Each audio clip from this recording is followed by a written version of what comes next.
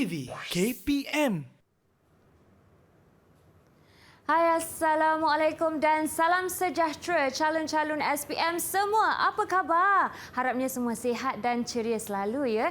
Hari ini mata pelajaran kita di Sukses SPM 2022 berjutan ialah lukisan kejuruteraan bersama saya Syafiqah Farahin, dan inilah peluang kepada calon-calon yang mengambil kertas ini untuk sama-sama belajar teknik dan juga formula untuk lulus dan skor dengan cemerlang dalam mata pelajaran ini, terutamanya kertas satu. Jadi tanpa melengahkan masa, jom kita saksikan siapakah guru kita pada hari ini.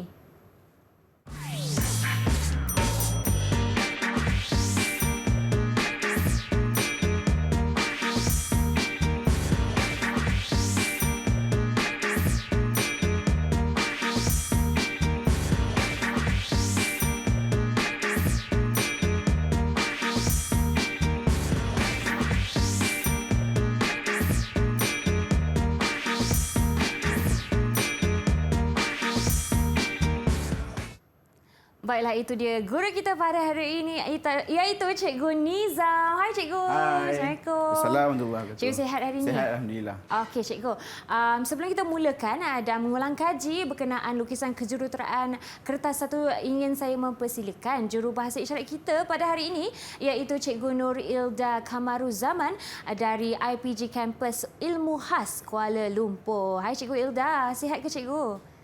Baiklah, terima kasih kerana berada bersama kami pada hari ini. Cikgu Nizam, hari ini kita fokus kepada kertas satu. Ya, kita akan fokus dengan kertas satu. Kertas satu. Jadi apa yang penting perlu calon-calon kita yang mengambil kertas ini untuk beri fokus, Cikgu? Untuk nak beri fokus ataupun nak skor kertas satu, murid-murid perlu kuasai semua topik. Oh, semua itulah. topik ya. Jadi calon-calon yang mengambil kertas ini, silakan untuk sediakan diri anda untuk sama-sama kita menulis nota apa yang nak disampaikan oleh Cikgu Nizam. Cikgu, silakan. Okey, terima kasih Fika. Okey, pada hari ini cikgu akan terangkan mengenai format-format lukisan kejuruteraan kertas satu dan juga apa yang perlu kita fokus untuk kita nak skor kertas satu. Okey, cikgu rasa semua murid-murid telah mengetahui bahawa kertas lukisan kejuruteraan ada dua kertas, kertas satu dan juga kertas dua, dan semua pelajar telah melaksanakan kertas dua dengan cemerlang. Okey, so untuk kertas satu, kertas lukisan kejuruteraan dia ada bahagian A, 3 soalan. Dia ada soalan 1, 2 dan 3. Okey, soalan 1 7 markah, soalan 2 8 markah dan soalan yang ketiga 15 markah. Okey, untuk soalan-soalan dalam kertas satu, ia melibatkan soalan berkisar kepada geometri satah ataupun lukisan dua dimensi. Okay. Yang kedua, ia melibatkan gabungan soalan. Maknanya soalan tersebut boleh berdiri sendiri ataupun soalan yang digabungkan daripada topik-topik yang tertentu. Nanti kita tengok bagaimana nak menyelesaikan soalan gabungan dua dimensi. Okey, yang ketiga, topik-topik yang akan ditanya dalam kertas satu ialah yang pertama segitiga, segi empat, poligon bulatan. Yang berikutnya ialah pembesaran pengecilan. Yang berikutnya ialah rajah sama luas, dan yang terakhir ialah elips, parabola dan tangen. Okey, untuk kertas satu bahagian A, soalan-soalan dia boleh berdiri sendiri ataupun soalan gabungan. Contohnya, soalan berdiri sendiri itu macam seperti rajah sama luas, satu soalan. Okey. Okey, yang kedua adalah bahagian B, ada 5 soalan. Soalan 4, 5, 6, 7 dan 8 yang mewakili 10 markah, 10 markah, 15 markah dan 20 markah. Okey, soalan B dia melibatkan geometri bongkah ataupun lukisan 3 dimensi. 3 dimensi itu bermakna ia ada 3 paksi lah, tinggi, lebar dan dalam. Okey, yang berikutnya adalah unjuran ortografi, bongkah, bantuan diberi. Okey. Kemudian soalan isometri dan soalan oblik. Yang berikutnya ialah soalan pandangan bantuan, sama juga seperti soalan unjuran ortografi. Bongkah bantuan akan diberi sebagai bantuan kepada pelajar untuk menyelesaikan soalan pandangan bantuan.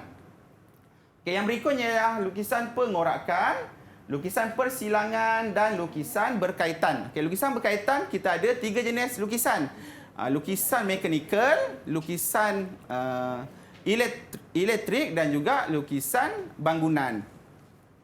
Okey, murid-murid perlu kuasai semua topik kerana dalam 5 soalan bahagian B, ia tidak ditetapkan soalan apa. Okey. Maksudnya contoh soalan 4 10 markah, mungkin dia boleh keluar soalan pandangan bantuan ataupun mungkin dia boleh keluar soalan pengorakan. Okey, jika markahnya adalah 10, aras kesukarannya berbezalah dengan markah 15 ataupun markah 20. Okey, so setakat itu saja untuk format kertas lukisan kejuruteraan kertas 1. Sebentar lagi kita akan lihat bagaimana nak menyelesaikan soalan bahagian A dan bahagian B. Baiklah Cikgu Nizam, terima kasih. Itulah sedikit sebanyak format bagi kertas 1 lukisan kejuruteraan dengan kod 3759 dan banyak lagi yang kita nak belajar untuk skor dalam bahagian A dan juga bahagian B bagi kertas ini. Tapi sebelum itu kita akan berhenti berehat seketika dan kembali selepas ini di Sukses SPM 2022 Pecutan. Didik TV KPM.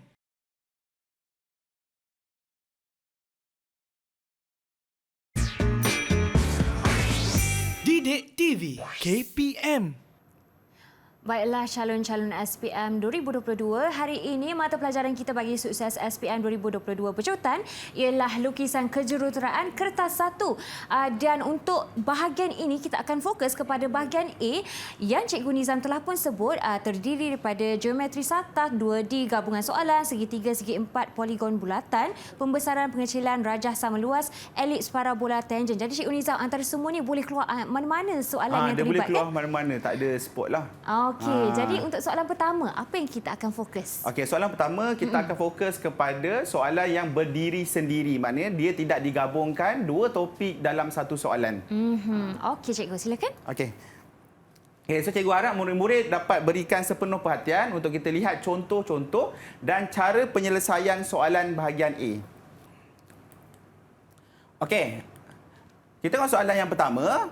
Okey, soalan pertama ni adalah soalan rajah sama luas, satu bab. Bab rajah sama luas, dia keluar satu soalan berdiri sendirilah. Okey, rajah menunjukkan segi empat ABCD. Okey, bina satu segi empat tepat dengan ketinggian 75 mm dan mempunyai luas yang sama dengan segi empat tersebut. Okey, untuk menyelesaikan soalan rajah sama luas, pelajar perlu mengingat murid-murid perlu mengingat perubahan bentuk daripada poligon pergi ke segitiga, daripada segitiga pergi ke segi empat, daripada segi empat dia boleh pecah kepada dua. Yang pertama, segi empat ke segi empat sama. Yang kedua, daripada segi empat tepat pergi ke segi empat tepat yang berbeza. Okay. So kita tengok kaedahnya. Okey, yang pertama adalah kita akan panjangkan tapak. Okey. Yang kedua, kita buat garisan selari daripada DB dan juga daripada A. Okey. So, dua garisan objek itu akan mati dan akan dapat satu garisan pengganti. Okey, sekarang segitiga kita dah dapat. Okey, sekarang kita dah dapat segitiga. So, perubahan bentuk berikutnya adalah daripada segitiga kepada segi empat tepat. Segi empat tepat, perubahan ini ada format ataupun ada formula yang murid-murid perlu ingat. Okey, yang pertama adalah tapak segi empat sama dengan tapak segitiga. Manakala tinggi segi empat adalah separuh daripada tinggi segitiga. Maksudnya adalah kita perlu bahagikan tinggi segitiga dahulu kepada dua bahagian. Kita akan buat garis renjang ataupun kita akan buat garis tengah lah. Okey, so kita dapat tinggi segitiga. Tinggi segitiga kita dah dapat. Yang kedua, kita perlu mencari tapak bagi segi empat tepat yang berikutnya lah. Formula dia tadi adalah tapak segitiga sama dengan tapak segi empat. So, tapak segitiga tu kita bawa naik saja. Okey. So, kita dapat segi empat kita. Okey, segi empat kita dah dapat. Okey, yang kedua, dia minta perubahan daripada segi empat tepat kepada segi empat tepat yang dinaikkan tinggi. Dia ibarat seperti belon. Kalau kita ada satu belon tu ada ketinggian dan tapak dia, kemudian belon tu kita kompreskan dia. Rasa-rasa apa jadi kepada tapak dia, Fika? Dia akan ke bawah, cikgu. Dan lagi... maknanya belon bila kita kompres, tapak dia akan mengecil lah. Tapaknya betul, akan cikgu. berkurang. So tingginya Tingginya lagi tinggi, cikgu. tingginya akan naik. So murid-murid perlu ingat konsep belon saja. Jika perubahan daripada segi empat tepat kepada segi empat tepat kepada segi empat tepat yang diberi tinggi. Okey. So cikgu akan naikkan tinggi. Okey. Ini juga formula yang perlu murid-murid ingat. Maksudnya tinggi baru tapak lama selari dengan tinggi lama tapak baru. Okey, yang atas tu adalah tinggi baru, jaraknya adalah 75 mm. Okey, kita dapatkan tapak lama, kemudian kita sambungkan. Tinggi baru tapak lama. Kita selarikan dengan tinggi lama tapak baru. Okey. So, yang itu tinggi lama, yang kat bawah tu adalah tapak baru. So, kita dapat tapak, kita dapat tinggi, kita boleh buatlah segi empat tepat kita yang baru tu. Naikkan tapak dia, tinggi dia naikkan. Okey. So, kita dapatlah tapak segi empat, tepat yang baru dan juga tinggi. Okey, kalau Fika tengok, perubahannya adalah mula-mula segi empat tepat tu dia baring. Betul. Kemudian segi empat tepat tu dia berdiri pula kan? Dia berdiri pula. So, itu adalah perubahan-perubahan yang perlu murid-murid kuasai. Okey, yang berikutnya kita akan tengok soalan yang kedua. Soalan yang kedua ini ialah soalan gabungan topik. Okey, yang pertama dia melibatkan topik heksagon dan juga dia melibatkan topik segitiga dan juga dia melibatkan topik pembesaran dan pengecilan. Dalam satu soalan ada 3 topik yang berbeza. Inilah tadi yang cikgu maksudkan soalan gabungan antara topik. Okay. Topik apa yang digabungkan itu terpulang kepada pembina soalan itulah. Kita sebagai murid-murid kena kuasai topik-topik dalam bahagian A. So, soalannya adalah Rajah 2 menunjukkan satu pencontoh A, B, C, D dan E. Lukis semula pencontoh itu mengikut skala saiz penuh kedudukan baru bulatan dan garisan AB adalah seperti yang ditunjukkan. Okey, soalan yang kedua, besarkan pencontoh mengikut nisbah 4:3. Okey. So, yang pertama sekali kita akan menyelesaikan soalan heksagon lah. Heksagon tu adalah daripada EABC, ia adalah separuh heksagon. Keseluruhan heksagon ada 6 sisi. So, konsep nak buat heksagon adalah dia akan membina segitiga sama sisi. So, kita akan dapatkan pusat, kemudian kita akan buat bulatan. So, bila kita buat bulatan, AB itu ialah sisi heksagon sekata. Maksud sekata ialah setiap sisinya sama. So, kita dah dapat satu sisi, AB tu ialah sisi heksagon. So, kita boleh dapat lagi sisi kiri dan sisi kanan dengan cara mengambil jarak dan pindahkan pada lilitan bulatan yang murid-murid bina. Okey, so kita dapat satu, kita dapat satu. So, kita dah selesai melakukan heksagon sekata, separuh heksagon sekata. Yang kedua, kita akan menyelesaikan soalan segitiga. Soalan segitiga adalah daripada CDE. Okey, CDE. Apabila melibatkan segitiga, murid-murid perlu tahu bahawa itu adalah segitiga sudut puncak 90 darjah. Okey, so jika segitiga sudut puncak 90 darjah bermakna segitiga tersebut perlu berada di dalam separuh bulatan.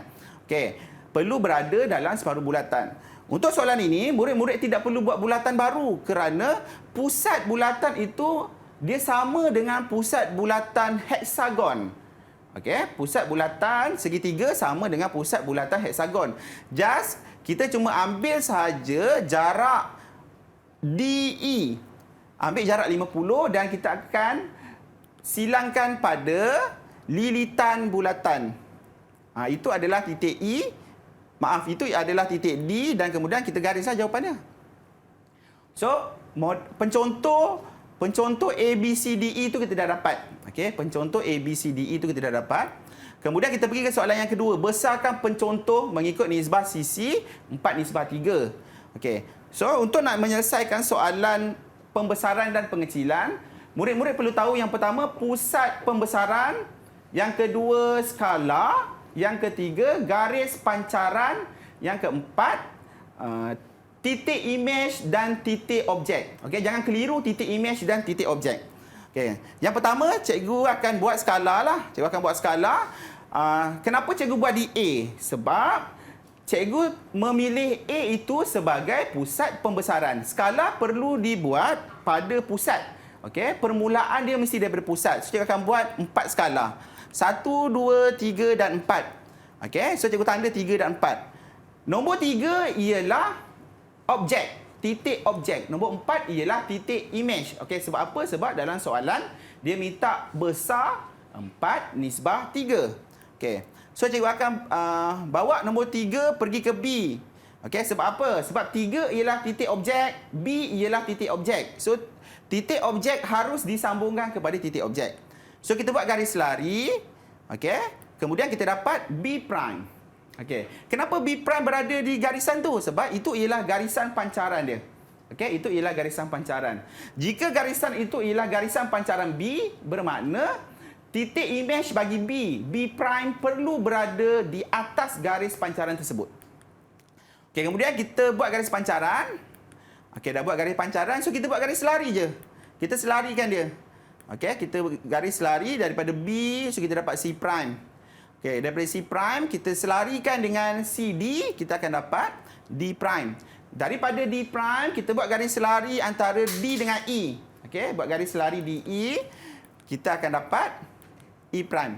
Okey. So jika murid-murid perhatikan setiap titik image, okey, setiap titik image dia mesti berada pada garis pancaran yang sama dengan objek. Contohnya E prime berada di atas garis pancaran E. Okey. So, murid-murid jangan tersalah lah, sebab kalau tersalah nanti bentuknya akan berbeza lah. Okey, bentuknya akan berbeza. Okey, yang berikutnya kita tengok pada soalan yang ketiga. Okey, soalan ketiga ialah soalan elips, tangent dan parabola. Okey. Raja 3 menunjukkan satu pencontoh A, B, C, D, E, F dan G. B, C, D, E dan F adalah titik-titik tangent. GS adalah paksi simetri bagi separuh parabola. Okey. Dalam soalan ni, dia tidak beri kita starting point. Okey, maksud starting point itu adalah dia bagi pusat parabola ke, dia bagi satu center ke, dia tak bagi. So maknanya murid-murid boleh buat kat mana-mana. Tapi kebiasaannya cikgu nasihatkan murid-murid bila buat soalan tangent, elips ataupun parabola ni, kita mulakan dengan buat elips ataupun parabola dulu. So soalan ni dia bagi kita parabola kan. So bila nak buat parabola, kita kena tentukan di manakah titik vertex dia. Titik vertex tu ialah titik mercu. Dia tak bagi, tapi dia bagi ayat yang membolehkan murid-murid cari di manakah titik vertex tersebut. Okey, apa ayat dia? Ayatnya ialah GS. Okey, GS adalah paksi simetri bagi separuh bola. Okey. Titik yang kena pada simetri GS itu ialah titik vertex bagi parabola. So maknanya G itu ialah titik vertex bagi parabola. So parabola kita adalah berbentuk N. Okey, parabola bentuk N. Parabola ada 3 jenis. Satu bentuk N, bentuk U, bentuk C dan bentuk C terbalik. Okey. So kaedahnya adalah kita buat kotak parabola. Okey, daripada mercu kita bahagikan garisan daripada mercu kepada 4 bahagian. So kita buat garis ke bawah. Sama juga di garisan yang belah kiri kita akan bahagikan kepada 4 bahagian. So kalau kita bahagikan 4 bahagian, sisi yang bertentang dengan vertex harus pergi ke vertex. Okey, sisi yang bertentang dengan vertex harus pergi ke vertex. Dia pergi ke vertex lah, dia pergi ke mercu. So kita akan dapat lengkung parabola. Mesti menyambungkan titik. Okey, mesti menyambungkan titik. Parabola di tengah-tengah lengkung lah. Tak kisah soalan tu adalah soalan unjuran ortografik. Janji murid-murid nak buat lengkung, di tengah mesti ada 3 titik. Okey, di tengah mesti ada 3 titik supaya lengkung yang kita dapat tu kita dapat lengkung yang cantik, yang smooth. Okey. Okey, yang berikutnya bila parabola dah selesai, murid-murid perlu membuat bulatan asas. Okey, maksud bulatan asas ni ialah bulatan tu dalam soalan kita tahu di mana kedudukan pusat, kita tahu berapa jejari dia. Okey. So dalam soalan ni kalau kita perhatikan dia ada 3 jenis bulatan yang diketahui pusat, diketahui jejari. Bulatan pertama adalah bulatan J30, bulatan yang kedua adalah bulatan J20 dan bulatan yang ketiga adalah bulatan J25. So kita buat dulu bulatan asas tu. Okey. Murid-murid mesti terfikir, cikgu, macam mana kita tahu kedudukan dia? Dia ada bagi jarak tu. Dia ada bagi jarak-jarak tu kan. So kamu bermainlah, okey? Murid-murid perlu bermain dengan jarak tu. Daripada titik G pergi ke kanan 65, bawa ke bawah 55, dapat pusat J30. Murid-murid perlu tahu macam mana kita nak dapatkan center-center tersebut. Okey. So sekarang 3 bulatan asas tu kita dah dapat. Barulah kita menyambungkan 3 bulatan asas itu menggunakan garisan bertangen ataupun menggunakan bulatan bertangen. Okey, perhatian kepada soalan. GE. GE ialah garisan bertangen. So kita akan buat pusat ke pusat kita sambung. Kita cari center. Kita buat semicircle. Buat semicircle. Kemudian di bulatan yang besar kita akan buat bulatan ketiga. Jaraknya adalah R besar tolak R kecil. Maknanya bulatan ketiga itu jaraknya adalah 10. Okey, so kita dapat titik X kat situ. Titik X ialah titik persilangan antara bulatan ketiga dengan semicircle. So kita buat garisan. So kita selarikan kiri dan kanan. So automatik kita dapat titik G. Kita dapat titik E, titik F dan titik G. Okey. Soalan tangen dia special sikit sebab kebanyakan murid-murid dia tak akan buat teknik. Contohnya garisan FE tu kan, dia letak je pembaris, janji kena kat ujung dia terus garis. Dia beranggapan betul tapi sebenarnya salah kerana tekniknya tak ada. Okey, dia tak ada pakai kaedah, dia cuma pakai kaedah agak-agak je. Okey, dalam lukisan kejuruteraan pelajar murid-murid tak boleh menggunakan kaedah agak-agak jelah. Agak-agak jelah jarak dia. Tak boleh. Dia mesti ada exactly titik yang kita dapat daripada kaedah yang kita gunakan. Okey, yang berikutnya kita tengok DC. Kita tengok lengkung DC. Okey, DC tu adalah menyambungkan bulatan J30 dengan bulatan J25. Okey, dua bulatan J30 dengan bulatan J25 itu disambungkan menggunakan bulatan. Dia tidak menggunakan garisan. Okey. Okey, itu bentuk bentuk tengkorak. Okey. Bulatan, menyambungkan bulatan ada 3 bentuk. Yang pertama bentuk tengkorak, yang kedua bentuk Mickey Mouse dan yang ketiga bentuk Mickey Mouse tu dah kiok. Dia dah mati, dia jadi tengkorak. Oh, macam tu. Okey, dia jadi macam itulah. Okay. Sekarang ini sebab bulatan kecil tu, okey, bulatan J30 dengan bulatan J25 tu dia berada di dalam bulatan besar. So bulatan kecil tu jadi mata tengkorak tu. So kita akan menggunakan pusat J25 dan menggunakan pusat J30 sebagai rujukan kita untuk dapatkan pusat J80. So kita akan buat tolak J80 tolak J30 buat satu lengkung, kemudian J80 tolak J25 buat satu lengkung. Kita gariskan daripada pusat ke pusat dapat titik D, gariskan pusat ke pusat dapat titik C. So kita buat lengkung. Okey. Kenapa J80 kena tolak dengan J25 ataupun J80 tolak dengan J30, cikgu? Sebab itu bentuk tengkorak kan. Tengkorak ni biasa kita kaitkan dengan sesuatu benda yang negatif. Okey, sesuatu benda yang tolak. So kita tolaklah. Okey, kalau dia bentuk Mickey Mouse, ada telinga Mickey Mouse di kiri kanan, kita jumpa Mickey Mouse, kita gembira. So, dia melibatkan sesuatu yang positif. So, tambah. So, kalau bentuknya adalah bentuk telinga Mickey Mouse, kita kena tambahkan dia. Okey. Okey, kemudian kita buat JX. Okey, nak buat JX adalah, dia dah bagi titik B, jaraknya adalah 10. Okey, daripada A dengan B, kita buat garis renjang.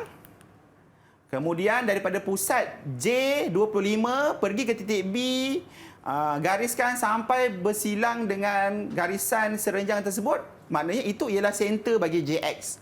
Okey, so kita buat JX. Okey, kita buat JX. Okey, so sekarang ini dah settle untuk soalan tangen. Cuma untuk soalan tangen ni, cikgu perlu titik beratkan adalah yang pertama, titik tangen. Kebanyakan murid-murid dia tak mencari titik tangen tu. Dia hanya assume, dia hanya mengagak. Okey, titik tangen tu berada di mana? Titik tangen berada di FE. Dalam soalan dia akan bagi tahu titik tangen berada di mana. Kalau saya baca balik soalan, dia kata B, C, D, E, F. Ialah titik tangent. Maknanya itu adalah titik yang tak boleh diagak. Mesti cari. Okey. Kita tengok dahulu F, E.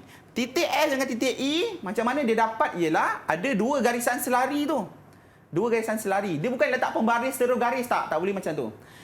Manakala untuk titik D dan C, macam mana dia dapat titik tangent tu? Kalau kita perhatikan, pusat J30 dan pusat O1 dia garis sampai hujung. Pusat O1 dengan pusat J25 dia garis sampai hujung. So dia dapat titik D, dia dapat titik C, dia buat lengkung. Itu adalah titik tangent yang perlu dicari. Okay, kebanyakan murid-murid, saya faham kebanyakan murid-murid ni kalau dia tak boleh nak faham soalan tangent ni kan, dia buat sama macam soalan. Memang daripada mata kita nampak samalah dengan jawapan, dengan soalan memang betul-betul sama. Bila saya tanda pun, bila letak jawapan memang sama dengan jawapan, dengan skema lah. Tapi semua garisan-garisan binaan tu semua tak ada. So memang dikira salah lah. Sebab dalam LK kaedah diutamakan. Okey, dapat jawapan pun tapi kaedah tak ada guna juga. Okey. Ya, cikgu. Okey, so itu saja untuk bahagian A. So saya harap murid-murid dapat kuasai topik-topik yang saya terangkan tadilah. Saya cuba untuk membantu murid-murid mendapatkan markah sebanyak mungkin. Sebenarnya bahagian A ni pelajar perlu skor. Sebab bahagian A ni dia tidak melibatkan kemahiran mengimajinasi. Okey, pelajar hanya perlu kuasai teknik sahaja dahulu. Okey. Janji teknik ada boleh skor insya-Allah Ya, bahagian betul. A kan cikgu. Jadi saya petik kembali apa yang cikgu sebutkan, kalau melibatkan soalan elips parabola tangent perlu tentukan titik vertex. Ya. Dan kalau ada penggabungan ataupun pembesaran ataupun pengecilan perlu tentukan pusat, skala, garisan pancaran, titik image dan juga titik objek yang Betul. berbeza juga dengan titik image. Betul Fika. Juga calon perlu kuasai semua topik kerana terlibat juga gabungan soalan dan juga soalan sendiri kan cikgu? Okey, kita akan berhenti berehat seketika dan kembali selepas ini di Sukses SPM 2022 Pecutan. Didik TV KPM.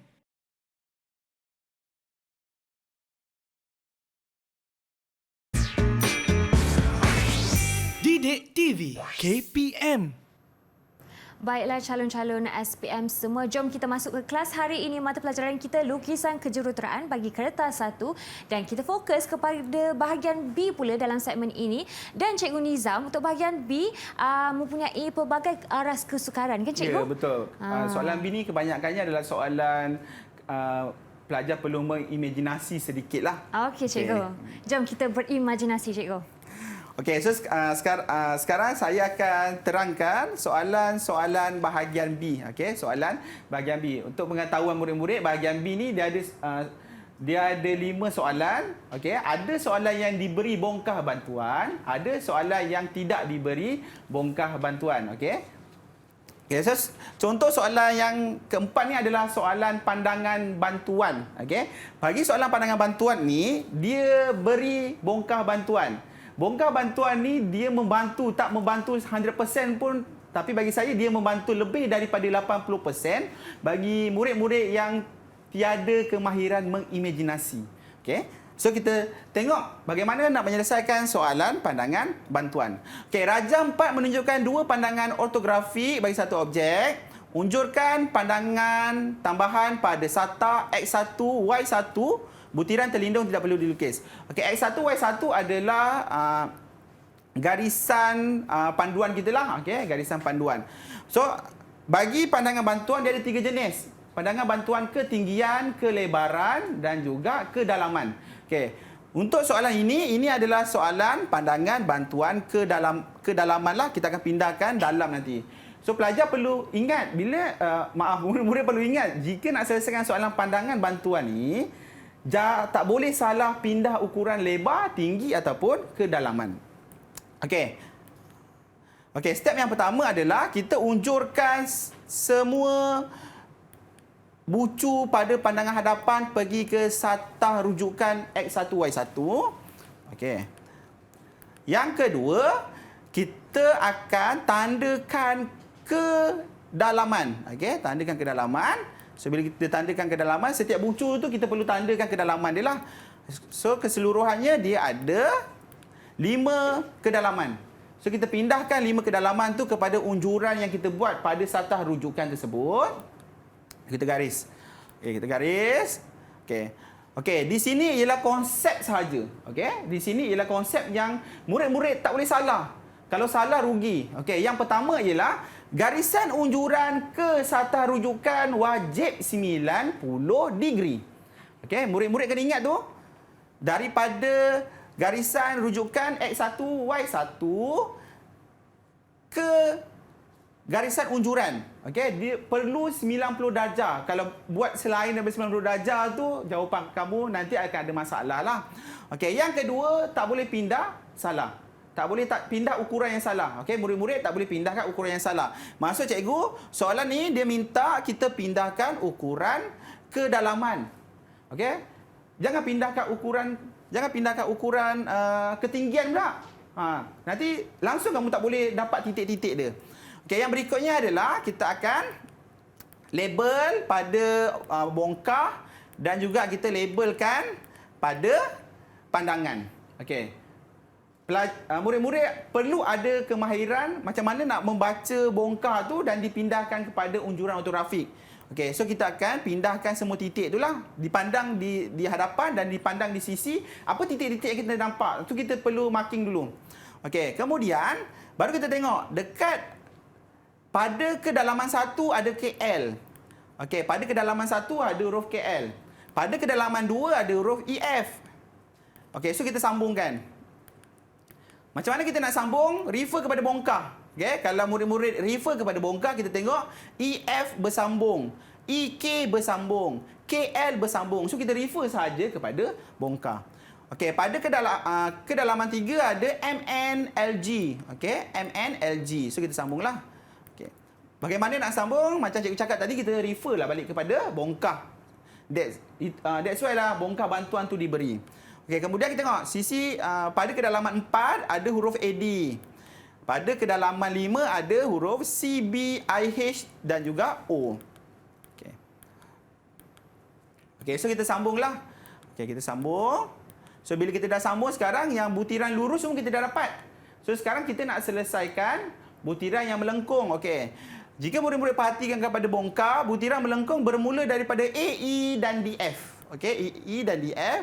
Maksudnya kita perlu bahagikan lengkung A, E dan juga DF tu kepada 3 bahagian. Okey, kepada 3 bahagian.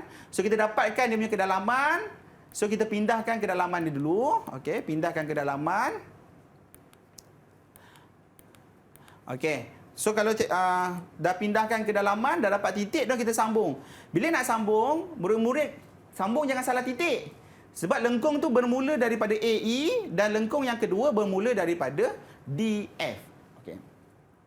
So sekarang kita proceed kepada soalan yang berikutnya, soalan 3 dimensi juga, okey, iaitu soalan pengorakan jejari. Okey, bagi soalan pengorakan jejari ni, bongkah bantuan tidak diberi. Okey, so jika bongkah bantuan tidak diberi itu, pelajar perlu mengimajinasi sedikit ataupun pelajar perlu, untuk soalan ni pelajar perlu tahu di mana kedudukan puncak, kedudukan tapak dan juga kedudukan sisi pada kedua-dua pandangan. Okey. Okey. Untuk pengorakan jejari, kita ada 2 bongkah. Yang pertama bongkah piramid, yang kedua bongkah kon. Okey. Dalam soalan ni dia ada bagi 2 bongkah juga. Yang kat kiri tu ialah bongkah piramid, separuh piramid dan juga separuh kon.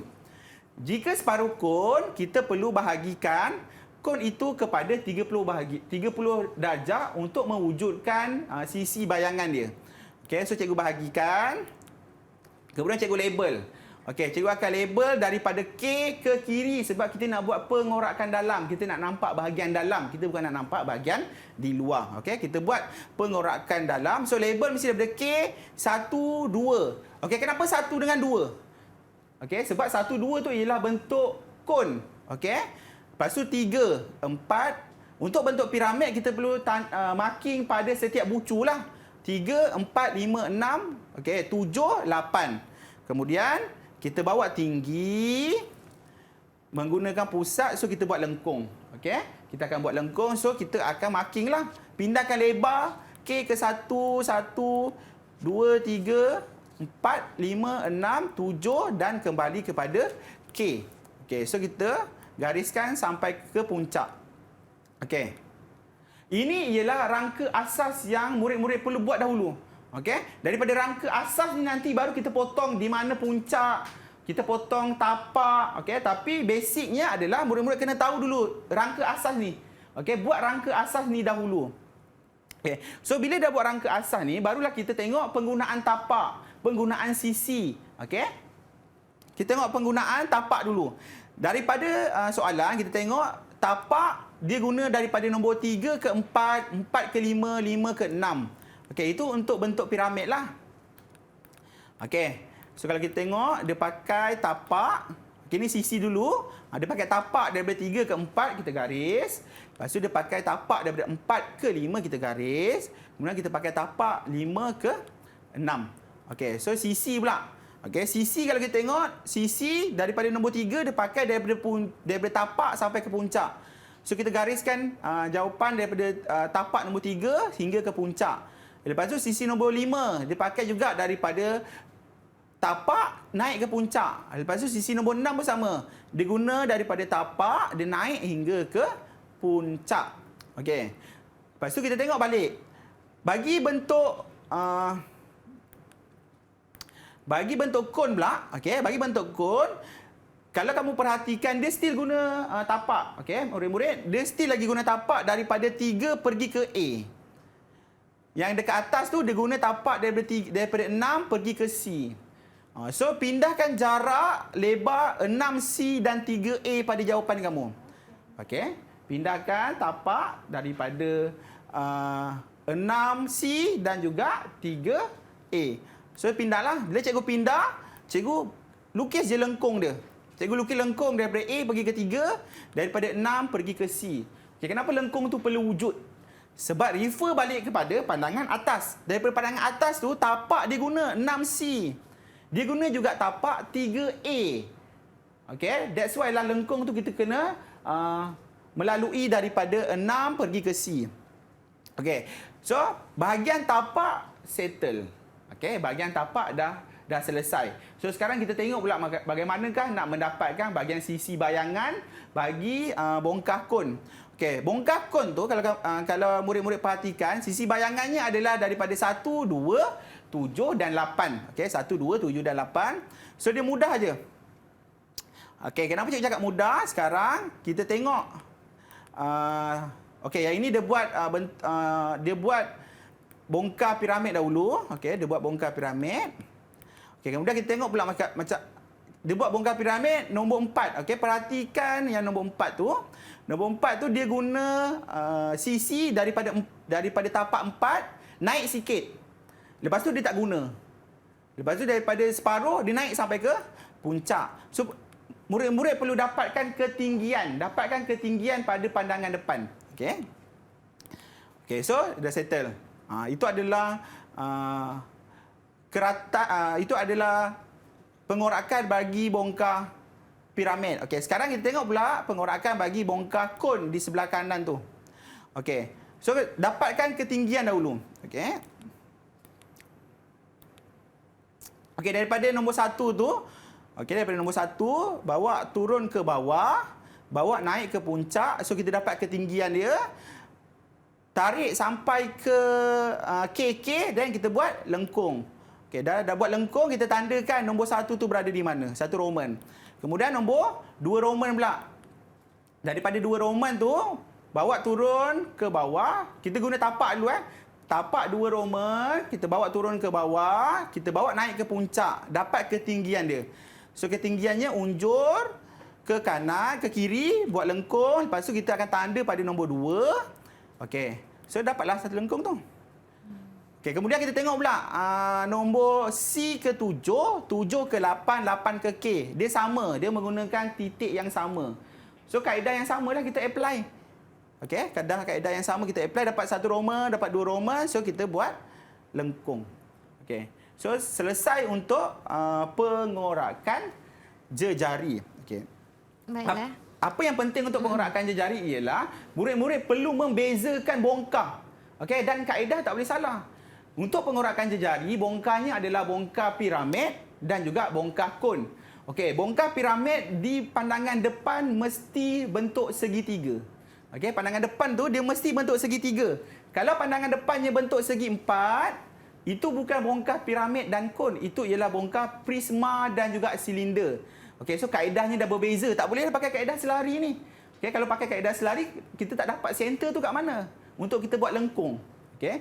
So yang pertama, kaedah tak boleh salah. Okey. Yang kedua, pindah lebar. Okey, pindah lebar. Pindah lebar ni kalau tanya pendapat cikgu lebih suka guna ambil satu lebar. Cikgu tak guna one for all. Cikgu tak guna satu lebar untuk banyak tempat cikgu tanda. Setiap satu tempat cikgu tanda. Ambil ukuran satu tempat, cikgu tanda. Ambil ukuran satu tempat, cikgu tanda. Cikgu tak ambil satu, cikgu tanda 1, 2, 3. Sebab dekat setiap kamu tanda tu agak ada error dia lah. Okey. So, cikgu rasa itu maklumat-maklumat yang penting untuk menyelesaikan soalan pengorakan jejari. Jadi sedikit berbeza ya soalan ini dengan soalan sebelumnya kerana arah kesukarannya melibatkan tiada bongkah bantuan. Betul. Dan yang penting Cikgu Nizam sebutkan tadi perlu ada dan tentukan kedudukan puncak, tapak dan juga sisi dan kena ada rangka asas kan Cikgu? Betul. Okey, murid-murid semua. Okey ke? Setakat ini kalau tertinggal boleh sahaja layari laman sesawan kita YouTube di Didik TV KPM untuk mengikuti kembali segmen kali ini. Tapi sebelum kita teruskan, kita akan berhenti berehat seketika dan kembali selepas ini. Didik TV KPM.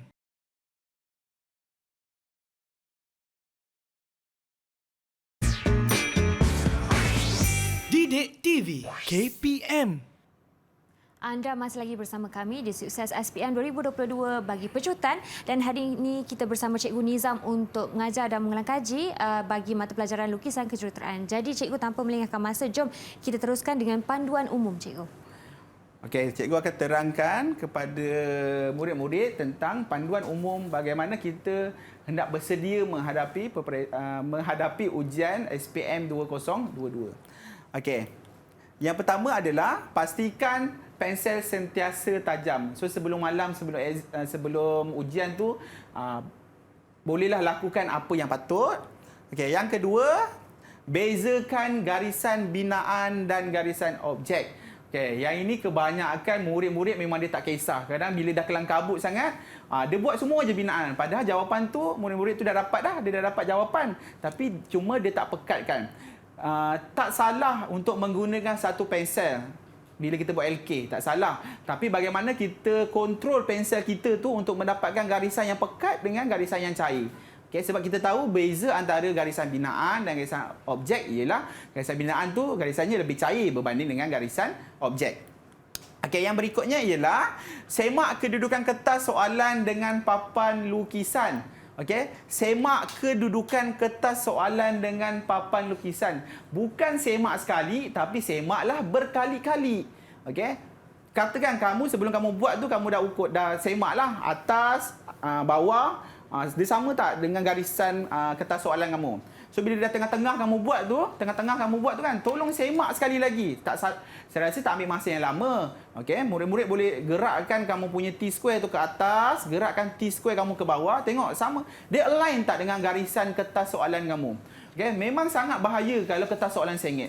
Okey, kertas soalan sengit, jawapan pun sengit. Okey, so bila jawapan sengit nanti akan efek kepada pemakahan nantilah. Okey. So pastikan janganlah kamu cek sekali. Kalau boleh murid-murid ceklah. Tengah-tengah buat tu cek sekali, lepas tu dah hujung tu cek sekali lagi. Okey. Yang berikutnya, alatan melukis perlu berada dalam keadaan baik, terutama jangka lukis. Okey, jangka lukis jangan ketat sangat, jangan longgar sangat. So bila longgar, kamu dah ambil satu jarak, kamu bawa dia nak pergi ke jawapan, dia dah terbesar atau terkecil. Dah salah, dah rugi dah kat situ sebenarnya. Walaupun konsep semua kamu kuasai, tapi sebab kamu bawa jangka lukis kamu ke jawapan kamu tu, kamu dah terkepakkan dia ke, dah terkencitkan dia kan. So rugilah kat situ. Okey, yang berikutnya ialah jaga ketepatan. Okey, jaga ketepatan. Dalam lukisan kejuruteraan, top priority kita ialah ketepatan. Itu adalah top priority kita. So, utamakan ketepatan. Okey, yang berikutnya adalah kuasai teori setiap topik. Bagi saya sebenarnya lukisan kejuruteraan ni senang sangat kita nak dapat A. Kita kuasai topik, kita buat sehabis baik dengan kertas 2 kerja khusus, insya-Allah kita boleh kuasai topik. Dan yang terakhir adalah usaha, doa dan tawakal. Kamu doa, kamu tawakal tanpa usaha, ibarat kamu tanam pokok, kamu tak bagi dia air. Okey? Hasilnya memang tak akan wujud. Okey? So kena ada usaha. Usaha tu gandakan usaha kamu. Selagi kita tak sit untuk ujian, selagi itulah kamu buat latihan. Okey? Okey Nisa.